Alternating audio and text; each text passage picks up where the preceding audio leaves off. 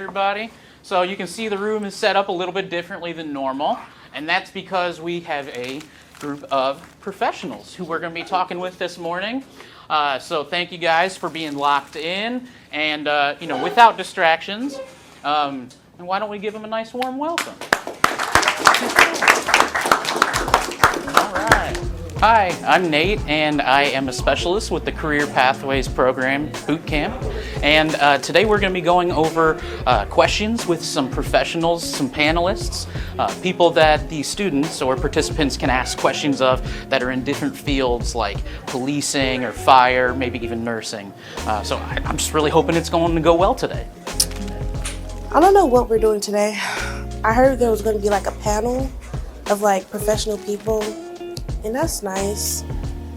I just don't know what we're going to do either. I'm just waiting for lunch, total honesty. That's what I'm waiting for. I'm thinking they're going to talk to us, and they're going to like look at us and expect us to respond. I'm not going to. Maybe not. I don't know yet. Probably not. But I'm kind of excited. So whatever questions they ask y'all that ain't been prepped, I don't know what they got in their brains, so y'all just be ready. For those who got the pre-prep questions, anybody want to start with their question? So have you ever had a time where you felt like you failed before getting into your career? If so, what helped you keep going during that tough or uncertain period? Speaking for myself, I wouldn't say I necessarily had a moment where like I feel like I failed. Though I'm early on in my career, we face those challenges every day. Each call is different. Some calls are better than others and stuff like that. But being a fireman is how you come out on top of it. Well, I could touch bases on that as well. I had babies die in my hands. As y'all all know, the West Side ain't the happiest place all the time. I go to the worst events. So if anybody called 911, y'all might see me on y'all worst day of y'all lives. So I deal with a lot. I don't sleep well. It's tough, but I also I got kids. You know what I'm saying? I got things to look forward to. I can go deeper into my life outside this fireman stuff, but I'm one of the struggle kids. You know what I mean? Like I lost my father at a young age. My mom was on drugs. I ain't had nobody to look up to. But what kept me going? Getting this money. Getting this money. Simple. The next question is, what does stress look like in your role, and how do y'all manage that? Being in healthcare in general can be extremely stressful. You have to take into consideration the people that you're working with. In the hospital, you hear a cold blue and your heart instantly stops, right? And I think a lot of times we forget that at the end of the day, we're still all human. Whether that's a patient or not, that's still a human being. So that's stress, but what I do, I keep a balance. You have to have a balance in your life. You have to make sure that when you walk in those doors or whatever career that is, you put your game face on, you do what you got to do. But when you walk out, you still got a family to get to too, right? You still got loved ones that depend on you. You still got money to make. So having that balance of making sure home is home and work is work. You got to keep that. I just try to find a balance. When I'm at work, work is work. When I'm at home, I don't even talk about work. I thought that when I saw my first dead body, like that I wouldn't be able to sleep at night, crying because I'm so emotional. But I was sleeping fine. I was slobbing, snoring, all type of stuff. So I don't know. I'm grateful that I'm not, that I don't have those problems. I promise you. That's how I know that this job was for me. So yeah, I don't know. Just find something that you like to do and that you enjoy doing it and don't stop doing that. I don't have much that stress me out. I mean, don't get me wrong, I got a lot of stuff that get on my nerves, though. So I know some of y'all can relate. But even then, I got a lot of different stuff that I'm into or that I like doing. So, even then, even in the cases where I am, like, highly irritated or, don't feel like being bothered, I just go do stuff that make me happy, same like what a lot of them was just saying.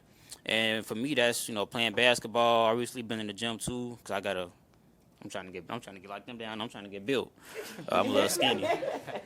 I play the game here and there. If not, I'm drawing still, and designing. I design 24/7.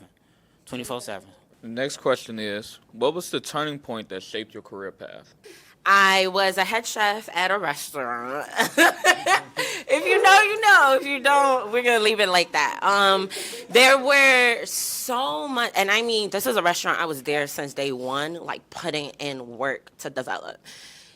It got fast forward to a certain point where I just felt like I was just being like, I don't know, like they started messing with my pay. And one thing about me, the minute you mess with my money, because I know what I'm worth, I know what I bring to the table, I'm out of there. And so that's what really launched me into full-time entrepreneurship. And I said, well, if I can do it for them, I can do it for myself. And so I started channeling that energy and that work and that focus into myself. And in 5 months, y'all, like my business has completely transformed. Like I'm getting clientele that I can only dream of. I think when you happy, a lot of good things come your way, and I think that's how y'all made it. As far as y'all made it, I really like y'all outfits and y'all apparel. In addition to that, another reason is because we get so comfortable. We be stagnant. Everybody is afraid and scared to take a risk. We could take a risk for how many things, but what about taking a risk on our lives?